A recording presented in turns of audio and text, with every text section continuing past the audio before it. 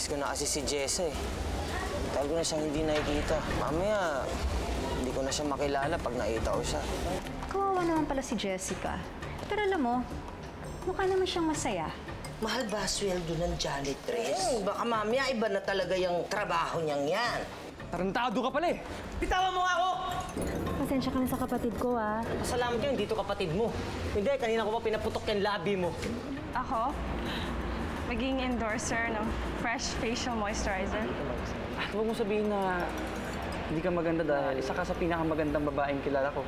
Hindi po si Jessa ang natitipuan kong babae. Ito po ang tipo. Si Jessa, maganda ba siya?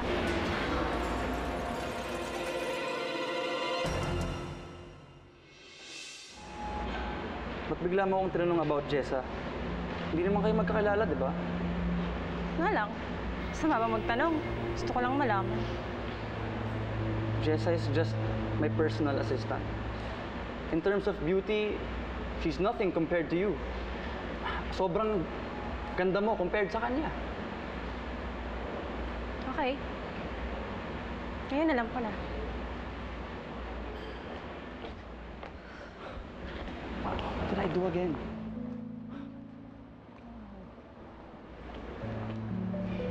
Ano sabi? Tinalikuran ka na naman.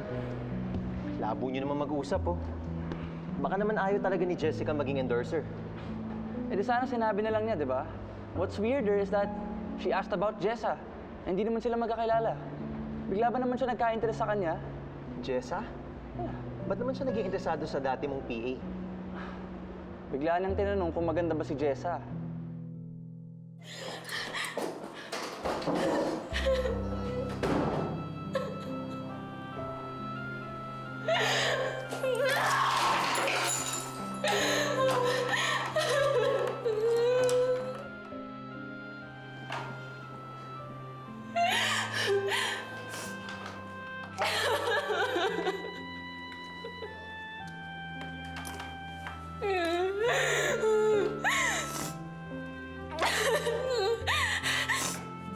Ngayon alam mo na, Jessa. Niloko ka lang niya. Lahat ng ginawa mo, baliwala lang sa kanya. Pinaglaruan ka niya. Ginamit, tapos tinapon parang basura. Angelo! Pinagsisisihan ko na pinahal pa kita!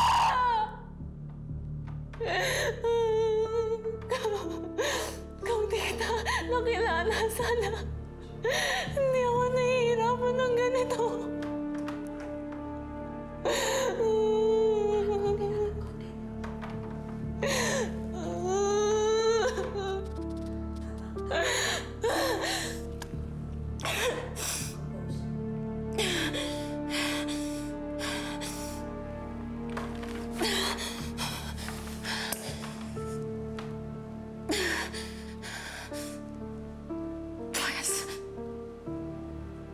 Pahihirapan kita. Lahat ng panloloko mo sa akin, ibabalik ko sa'yo. Lahat ng sakit na pinaramdam mo sa akin, ipaparamdam ko rin sa'yo.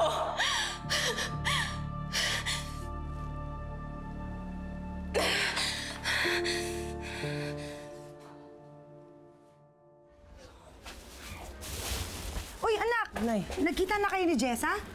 Hindi nga, Nay eh. Umuwi kasi agad eh. Meron kasi munti kang makaaway dun sa opisina nila. May abang na lalaki. Munti ka na masagasaan. Oo. Buti hindi ka naman napaano. Eh, sino ba yung lalaki muntik na sumagasa sa'yo? Ewan ko, Nay. Pero sigurado ang taga roon yun sa opisina nila. Kaya babalikan ko na lang si Jessa dun. Anak, hindi mo naman na kasi kailangan puntahan pa si Jessa sa trabaho niya. Nagkikita naman kayo paminsan sa palengke. Nay, gusto ko lang sabihan si Jessa sa pag-uwi. Nanliligaw ka ba sa kanya? Hindi ho, Nay. Hindi ako nanliligaw sa kanya. Magkaibigan lang ho kami ni Jessa. Wala, anak. Alam mo, naisip ko lang. Kasi wala kang ibang pinagkakaabalahan kundi si Jessa. Wala ka bang natitipuhang ibang babae? Wala ho na eh. Huwag kayong mag-alala. Pag meron na, sasabihin ko ho agad sa inyo. O sige na, umuwi ka na, kumain ka na. Nakapagluto na ako doon. Ito naman ay dadalhin ko lang kay Aling Medi, ha? O sige na, ingat dyan, ha? Okay. Sorry, medyo nahihilo lang ako. Napag-isipan ko na. Payag ako. Talaga? Thanks, Jessica. Sorry na-excite lang ako dahil magkakasama tayo sa isang proyekto. Easy, bro. Jessica, thanks for accepting our offer. Sure na yan, ha? Kasi I'll call the owners para puntahan ka rito for the contract signing. You made the right choice.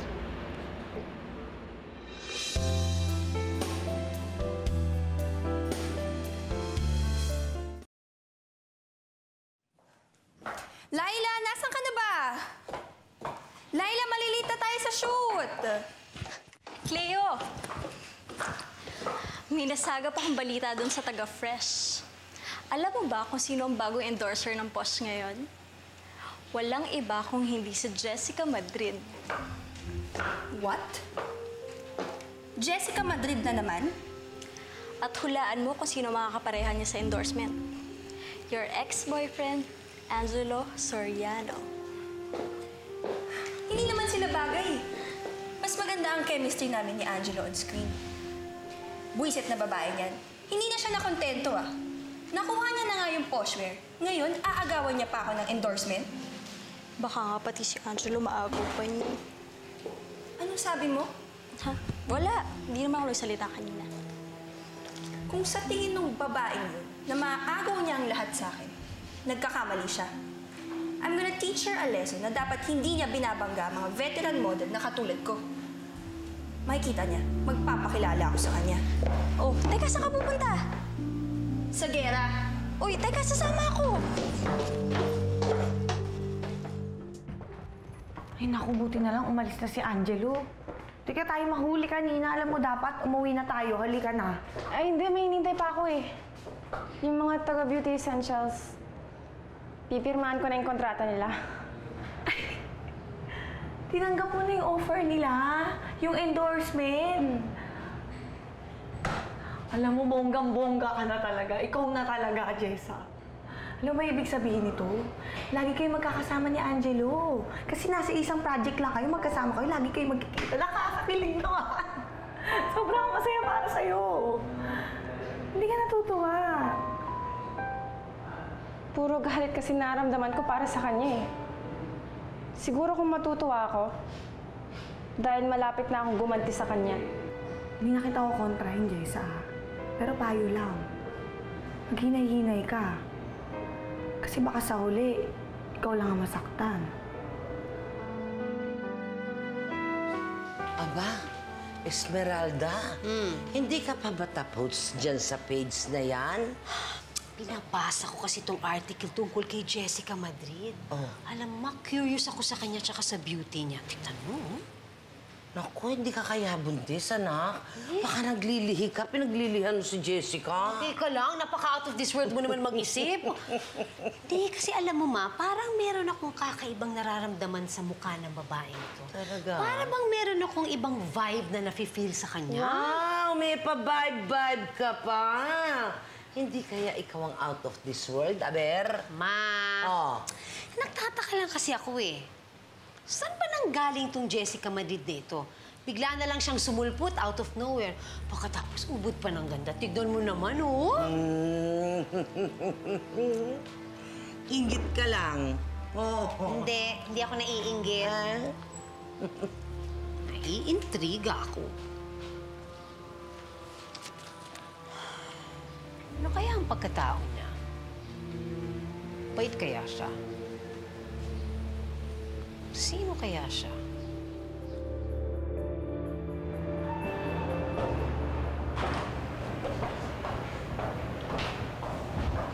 Yung po si Jessica.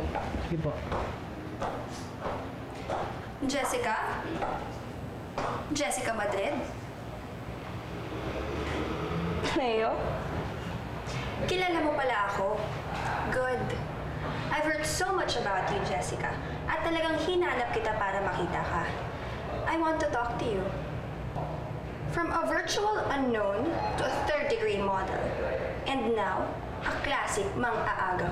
Wala ka rin takot, ano? Ako pa talagang top model ang inagawan mo ng endorsement. Anong binibintang mo sa akin? Hindi kita naintindihan. Kasi, tanga ka. Pero magaling kang tanga. Alam ko yung mga ganyang style, Jessica. That's why I'm here to warn you na tumabi ka at huwag kang gumawa ng eksena. Dahil sasagasaan kita hanggang sa malupas ka dito sa industriyang to.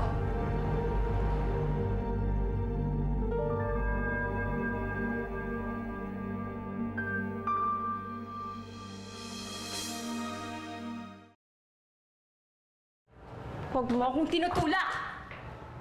Dahan-dahan ka lang, Cleo. Alam kong baguhan lang ako. Pero huwag mo akong takutin. Lahat ng trabaho na nasa akin ngayon, maninis kong kinuha. Wala akong inaagaw sa'yo. Matapang ka rin pala. Akala mo uulungan kita? Hindi naman ako nakikipag-away eh. Hindi ko ibababa ang sarili ko sa'yo. So feeling mo, mataas ka sa akin? Jessica, Cleo, what's going on? Hi, Mrs. Tan. Wala naman. Small talk lang with Jessica. May shoot kasi kami dito sa studio and I saw her. Kaya kinausap ko siya. By the way, you look good. Thank you. So, kilala mo na pala si Jessica. Siya na kasi yung bagong kukunin namin endorser ng Fresh Facial Moisturizer. In fact, nandito nga kami for a meeting to sign her contract. Oh yes, I know. Congrats, Jessica. Cleo, huwag mo naman sanang masamain that we didn't renew your contract.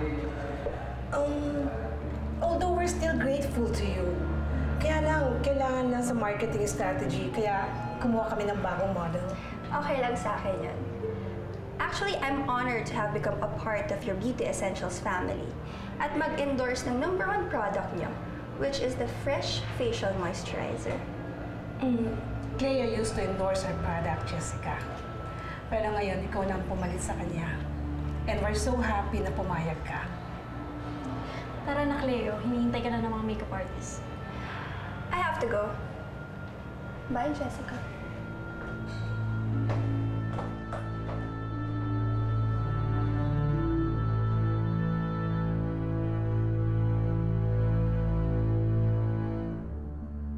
Siguro naman, hindi ka nagalit sa mami mo ngayon, ha? Ma, it's okay. Sorry din kung sinagot-sagot ko kayo last time. And thanks for coming over and cooking something. Well, it's been a while since I've seen my son. What's been going on with you lately? Well, I have this new endorsement para sa beauty product and I'm pretty much excited to start. Naikwento nga sa akin ni Noel that you are the new endorser for Fresh, tama ba? Fresh? And about this girl, Jessica? Baguhan pero maganda. Eh, ba't hindi na lang si Cleo ang kinuha nila? Eh ma, kasi naman they want someone new. Yung tipong fresh na fresh ang mukha. Why? Is she better than Cleo? Oh, she's way better than Cleo. Mas maganda siya, mas maganda ang ugali niya, mas maayos. Tsaka, she's the type of girl na hindi niya alam kung gaano siya kaganda. She's not conceited nor maarte. And that makes her even more beautiful. Well, Iho, you sound like you already like her. Well, if I sound like it, baka nga talagang may gusto na ako sa kanya. Bagong crush ang anak ko, ah. Is she really that pretty? Very, very pretty na. I'm gonna have to see for myself. Kailan ko ba makikita yung Jessica na yan, ha?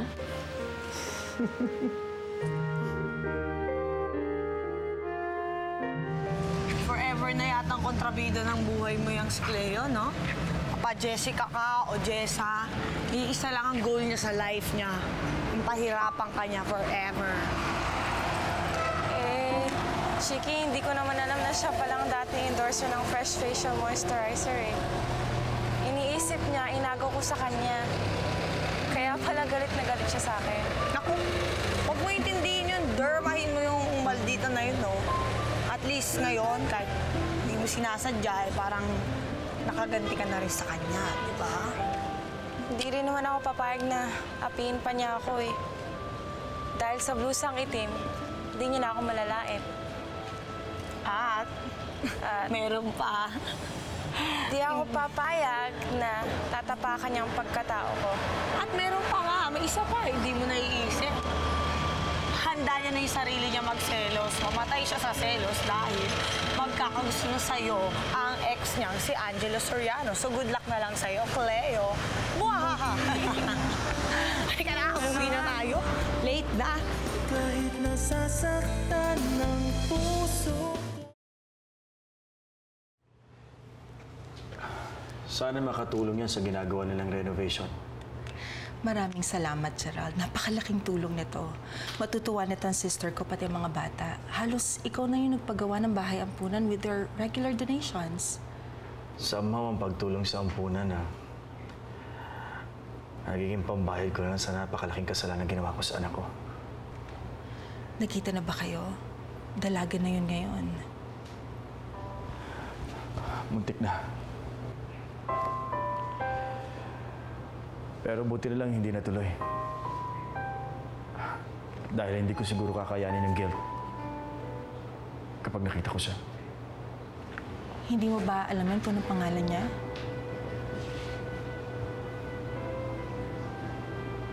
Hindi na. Mas mabuti na yung ganito. Na wala na akong masyadong alam tungkol sa kanya. Napakasama ko ng ama nang pinamigay ko siya. Ayoko nang dagdagan to by getting close to her. Pero wala naman akong magagawa.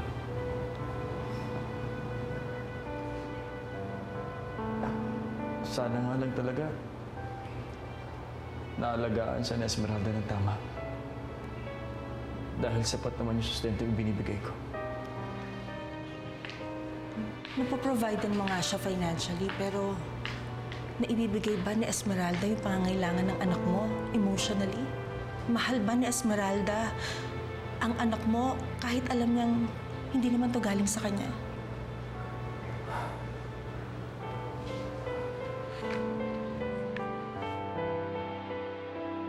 Nay, eto na po ang kape niyo. Kung gusto niyo po kumain ng almusal, meron na pong pagkain sa loob. Tsaka, Nay, pang grocery niyo po. Papasok na po ako. Sige. Ang ganda-ganda talaga nito si Jessica. Maganda po talaga siya. Ano na naman, nangangarap ka na naman na maging kagaya mo siya. Nay naman, tinitignan ko lang naman yung picture niya. Kahit naman tumingin ka ng tumingin dyan, o ikaskas mo pa yung mukha mo dyan, eh hindi mo siya magiging kamukha. Kaya tigilan mo na yan. Ay, naku, Esmeralda, ano ka ba naman? Ano na naman? Aga mong tumalak sa tilaok ng manok. Bakit hindi ka nalang matuwa dito? Total, binibigyan ka ng pera, di ba? Bakit ba naman lagi yung pinag-iisbitan yung pangit na yan? Eh, sino ba naman ang matutuwa sa mukha niyan? Tignan mo nga. Tignan mo nga. Abay, mabuti pa to si Jessica. Ang ganda-ganda. Tignan mo, she's like a breath of fresh air. Ang gaang-gaang sa mata. Eh, eto, ang pangit na nga, mabigat pa sa loob tignan. Sus, alam mo, sayang. Kung naging kamukha mo sana si Jessica, eh di baka mas natuwa pa ako sa'yo. Kaya lang, wala tayong magagawa. Forever talagang ganyan ang mukha mo. Baka talagang halin. Eh, ala talaga. Nay, hindi naman po habang buhay magiging pangit ako eh. Eh, ako yan! Ha? Ako po si Jessica! Ano? Ikaw ang magandang babaeng si Jessica. Yan yung magandang babae nga. Ha? Okay ka lang? Tulog ka ba? Ibig ko pong sabihin, hindi naman po imposibleng maging kasing ganda ko si Jessica. Bang na talaga ng bata ko.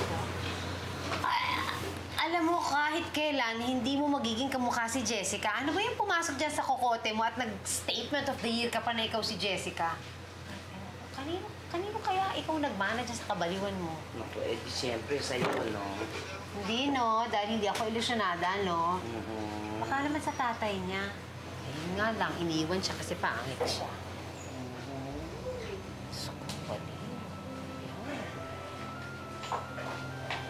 Okay lang yun. Nandigan ka na bilang dyan.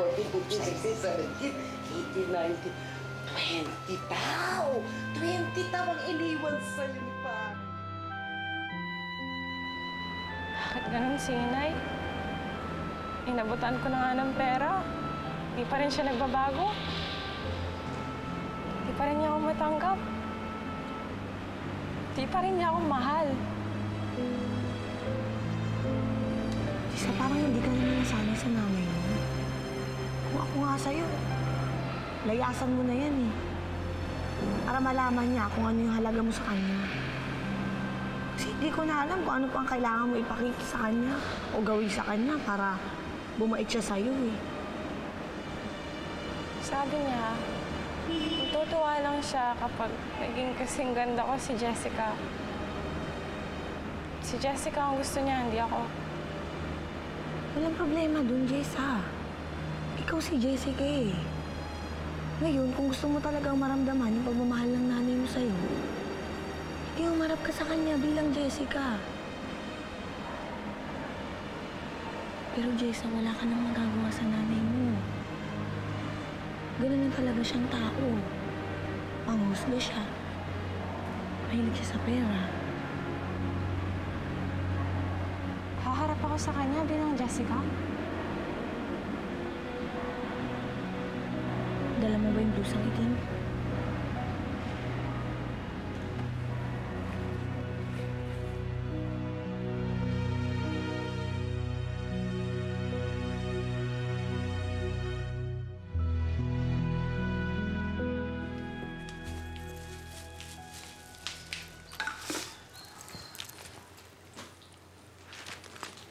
Excuse me?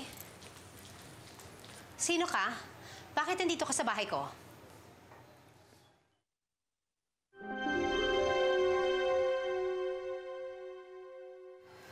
Ako po si Jessica.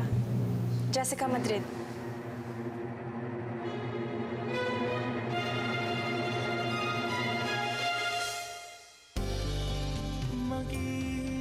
Tutupad lahat ng pangarap ko dahil sa kanya eh. Hindi pwedeng mawala ang blusang itim sa akin. Ano ba bang kinuha pa nga niya nga akong modeling consultant? Naku, back to the fashion world na naman ako, Ma. Grabe, naku. Usapan na natin yung bagong girl na trip mo. May bago ka na palang gusto ngayon, Angelo. So tell me, who's that lucky girl? Hi, Miss Clay. Dumating na po pala yung pinadala na sponsors. Kaya ito pala yun. Dito lang yung kanina. Ba't ibaling naman nito? Ano to? Kaninang blusang itim to? Hindi pwede na wala ang blusa sa akin. Okay na yan, Cleo. Wait lang. Ibabalik ko naman to sa'yo eh. Ibabalik ko to sa'yo na mas pangit pa kaysa sa dati. Sisirain ko muna. Wala na sa akin ang blusa. Habang buhay na ako magiging pangit. Masuya pa ang iyong